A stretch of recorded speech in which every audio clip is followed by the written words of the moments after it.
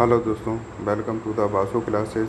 आज हम लोग बात करेंगे यूपी टेट, सीटेट तथा सुपर टेट जैसी परीक्षाओं में जो बाल विकास चाइल्ड डेवलपमेंट से कोई क्वेश्चन पूछे जाते हैं उनके बारे में। चलिए देख लेते हैं दोस्तों। बात करेंगे जीन पियाजे, वाइगोत्स्की और कोहलबर्ग के सिद्धांत से रिलेटेड क्वेश्चन के बारे में दोस्तों। जीन पियाजे जो थे वे कहाँ के निवासी थे दोस्तों? यह जो थे स्विट्जरलैंड के निवासी थे तथा इन्होंने जो है अपने बच्चों पर प्रयोग किए थे दोस्तों। पियाजे के अनुसार जो स्कीमा है वह क्या है तो दोस्तों, ज्ञान के छोटे छोटे के पैकेट या संगठित जो मानसिक संरचना होती है उसको स्कीमा कहा जाता है। लेकिन आत्मसातीकरण जो है वह क्या है तो दोस्तों, जो पुरानी स्कीमा या ज्ञान में जो है कोई नई जानकारी को जोड़ देना अर्थात उसमें शामिल करना जो है वह आत्मसातीकरण कहलाता है दोस्तों। बात करेंगे समायोजन के बारे में दोस्तों। तो जब नई जानकारी के कारण पुरानी जो जानकारी है उसमें बदलाव या संशोधन हो तो या कोई नया स्कीमा उसको बनाना कहते हैं, तो वह जो है समायोजन कहलाता है दोस्तों। लेकिन जब बात करेंगे समाधारण की प्रक्रिया क्या करती है तो दोस्तों, यह जो है आत्मसातीकरण और समायोजन के बीच जो है संतुलन स्थापित करने का काम करती है दोस्तों। बात करेंगे संवेदी पेशी अवस्था की जो अवधि है वह क्या है तो दोस्तों, जन्म से लेकर 2 वर्ष की जो अवस्था होती है उसको संवेदी पेशी अवस्था कहा जाता है।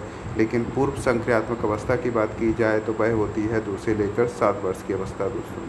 मूर्त संक्रियात्मक अवस्था की बात की जाए तो वह होती है दोस्तों 7 से 11 वर्ष की अवस्था। इसमें जो है बच्चा मूर्त चिंतन आरंभ करता है। लेकिन जब बात की जाए औपचारिक या अमूर्त संक्रियात्मक अवस्था की जो अवधि की होती है वह होती है 11 वर्ष से ऊपर अर्थात 15 वर्ष के तक की जो एज लिमिट है वह औपचारिक तथा अमूर्त संक्रियात्मक अवस्था की होती है। बात करेंगे बालक में जो है वस्तु स्थायित्व के जो गुण है पियाजे के किस चरण के अंतर्गत आता है तो दोस्तों, वह चरण है संवेदी कामक चरण। जो है उसके अंत तक जो है बच्चे में जो है वस्तु स्थायित्व का गुण आ जाता है।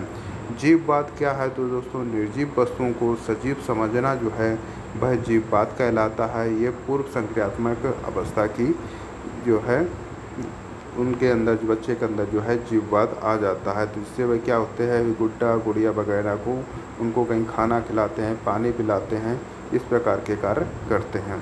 बात करेंगे अहम केंद्रित किस अवस्था की जो है मुख्य विशेषता होती है तो दोस्तों, पूर्व संक्रियात्मक अवस्था की जो विशेषता होती है अहम केंद्रितता। तो इसमें बच्चा जो है स्वयं को ही सर्वश्रेष्ठ मानता है, अर्थात जो कुछ है वह उसको स्वयं ही जो करेगा वही मानेगा, लेकिन दूसरे की चीज़ों की ओर ध्यान नहीं देता है दोस्तों।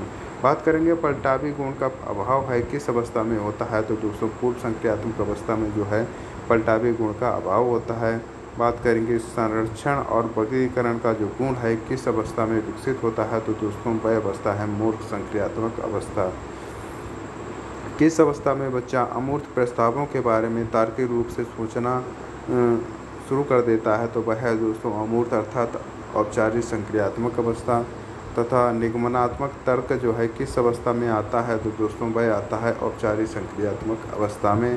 तथा आगमनात्मक तर्क की बात की जाए तो वह होता है दोस्तों मूर्त संक्रियात्मक अवस्था में। लेव वाइगोत्स्की जो थे वे कहाँ के मनोवैज्ञानिक थे तो दोस्तों, वह जो थे रूस के मनोवैज्ञानिक थे। वाइगोत्स्की के अनुसार बालक के विकास का जो मुख्य आधार है वह है दोस्तों सामाजिक अंतःक्रिया। जेपीडी का पूरा नाम या अर्थात फुल फॉर्म क्या है तो वह है दोस्तों जोन ऑफ प्रॉक्सिमल डेवलपमेंट तथा समीपस्थ विकास का क्षेत्र दोस्तों। वाइगोत्स्की के अनुसार जेपीडी क्या है तो दोस्तों, बालक के वास्तविक विकास स्तर और संभावित विकास स्तर के बीच का जो अंतर होता है वह जेपीडी कहलाता है। बात करेंगे एमकेओ को पूरा नाम के बारे में तो दोस्तों, मोर नॉलेजेबल अदर्स अर्थात अधिक ज्ञानवान अन्य जो है वह एमकेओ को पूरा नाम है। वाइगोत्स्की के सिद्धांत में स्काफ होल्डिंग अर्थात इसका मचान पाड़ या ढांचा है का क्या अर्थ होता है तो दोस्तों, वयस्कों तो जी जाने वाली जो अस्थायी सहायता होती है उसको स्कैफोल्डिंग मचान या पाड़ के नाम से जाना जाता है दोस्तों। बात करेंगे स्कैफोल्डिंग शब्द का प्रयोग सबसे पहले किसने किया था तो वह किया था जेरोम ब्रूनर ने। तथा वाइगोत्स्की के अनुसार जो निजी वाक है और या आंतरिक भाषण है या अंतर्वाक भी इसको कहा जाता है, तो वह बच्चे द्वारा अपने कार्यों और विचारों को दिशा के देने के लिए स्वयं से जो बातें करते हैं उसको जो है निजी वाक्य, आंतरिक भाषण तथा अंतः वाक्य आदि नामों से जाना जाता है दोस्तों। वाइगोत्स्की के अनुसार भाषा और विचार प्रारंभ में कैसे होते हैं, तो वह स्वतंत्र होते हैं, बाद में जो है एक साथ मिल जाते हैं। लॉरेंस कोहलबर्ग जो थे वे कहाँ के मनोवैज्ञानिक थे, तो वह थे दोस्तों अमेरिका के। कोहलबर्ग ने नैतिक विकास के कितने मुख्य स्तर दिए हैं, तो इन्होंने 3 मुख्य स्तर दिए हैं। कोहलबर्ग के जो नैतिक विकास के सिद्धांत में कुल अवस्थाओं की बात की जाए तो इन्होंने 6 अवस्थाएं दी हैं, अर्थात प्रत्येक स्तर की जो है 2 अवस्थाएं हैं दोस्तों। बात करेंगे नैतिक दुविधा जो है वह क्या है, तो दोस्तों सही और गलत के बारे में जो निर्णय लेने में आने वाली जो कठिनाई होती है उसको नैतिक दुविधा कहा जाता है। जैसा आप हाइंस की दुविधा जो हुई थी उससे आप रिलेट कर सकते हैं दोस्तों। बात करेंगे नैतिक तर्कणा जो है वह क्या है, तो दोस्तों सही और गलत के प्रश्नों के बारे में जो चिंतन करने की प्रक्रिया होती है उसको नैतिक तर्कणा के नाम से जाना जाता है। कोहलबर्ग के अनुसार नैतिक विकास का प्रथम स्तर जो है वह कौन सा है, तो दोस्तों वह है पूर्व पारंपरिक स्तर, जिसकी एज की बात की जाए तो वह है दोस्तों 4 से 10 वर्ष। दंड और आज्ञाकारिता अभिविन्यास किस स्तर के अंतर्गत आता है, तो दोस्तों यह जो है पूर्व पारंपरिक स्तर के अंतर्गत आता है। जैसे को तैसा या यांत्रिक सापेक्षिक अभिविन्यास जो है किस अवस्था को कहते हैं, तो दोस्तों दूसरी अवस्था जिसको पूर्व पारंपरिक स्तर कहते हैं। बात करेंगे कोहलबर्ग का द्वितीय स्तर जो है वह कौन सा है, तो दोस्तों पारंपरिक स्तर, जिसको एज लिमिट जो है वह है 10 से 13 वर्ष की अवस्था, इसको है पूर्व पारंपरिक स्तर के नाम से जाना जाते हैं। बात करेंगे अच्छा लड़का या अच्छी लड़की अभिविन्यास जो है कोहलबर्ग के किस स्तर के अंतर्गत आता है, तो यह दोस्तों पारंपरिक स्तर के अंतर्गत आता है। यह कोहलबर्ग की जो है तीसरी अवस्था है। कानून और अवस्था अभिविन्यास किस अवस्था में पाया जाता है, तो दोस्तों चौथी अवस्था में, जिसको पारंपरिक स्तर के नाम से जाना जाता है, उसको कानून और व्यवस्था अभिविन्यास के नाम से जाना जाता है। कोहलबर्ग का तृतीय स्तर जो है वह कौन सा है, तो उत्तर पारंपरिक स्तर, जिसकी एज लिमिट है 13 वर्ष से ऊपर की, तो वह कोहलबर्ग का तृतीय स्तर है। सामाजिक अनुबंधन अभिविन्यास किस स्तर के अंतर्गत आता है, तो दोस्तों उत्तर पारंपरिक स्तर के अंतर्गत जो है सामाजिक अनुबंधन अभिविन्यास आता है। यह 5वीं अवस्था है। सार्वभौमिक नैतिक सिद्धांत अभिविन्यास कोहलबर्ग की कौन सी अवस्था है, तो दोस्तों 6ठी और सर्वोच्च अवस्था है ये।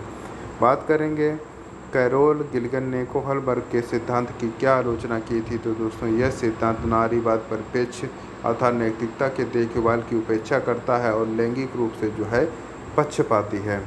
जीन पियाजे ने नैतिक विकास का सिद्धांत जो दिया था वह कब दिया था, तो वह दिया था 1932 में, कोहलबर्ग से जो है पहले दिया था दोस्तों। पियाजे ने नैतिक विकास की परतंत्र नैतिकता की जो अवधि के बारे में बात की है, तो वह है दोस्तों 5 से 10 वर्ष, तथा पियाजे के नैतिक विकास की स्वायत्त नैतिकता की जो अवधि है वह है दोस्तों 10 वर्ष से ऊपर। पियाजे के अनुसार संज्ञानात्मक संतुलन बनाए रखने की प्रवृत्ति क्या कहलाती है, तो वह कहलाती है दोस्तों साम्य धारण, तथा वाइगोत्स्की के अनुसार सहयोगात्मक अधिगम क्या है, तो दोस्तों सहपाठियों के साथ मिलकर जो सीखना जो है वह सहयोगात्मक अधिगम कहलाता है। किस मनोवैज्ञानिक ने बच्चे को नन्हे वैज्ञानिक कहा है, तो दोस्तों जीन पियाजे ने जो है बच्चों को नन्हे वैज्ञानिक के नाम से कहा है। तथा पियाजे के अनुसार जो है विचार जो भाषा से पहले आता है उसके बाद में, तो विचार जो है पहले आता है, भाषा जो है वह बाद में आती है। बात करेंगे वाइगोत्स्की के अनुसार भाषा विचार को क्या करती है, तो दोस्तों भाषा विचार को जो है सुसाध्य और निर्देशित करने का काम करती है। संज्ञानात्मक विकास के लिए सांस्कृतिक उपकरण के महत्व पर किसने बल दिया, तो दोस्तों वह दिया था लेव वाइगोत्स्की ने। अगर दोस्तों ये आपको वीडियो पसंद आए तो वीडियो को लाइक करें, चैनल को सब्सक्राइब करें तथा अपने दोस्तों को भी शेयर करें, तथा सुझाव देना बिल्कुल भी ना भूलें। सुझाव देने के लिए कमेंट ज़रूर करें। धन्यवाद।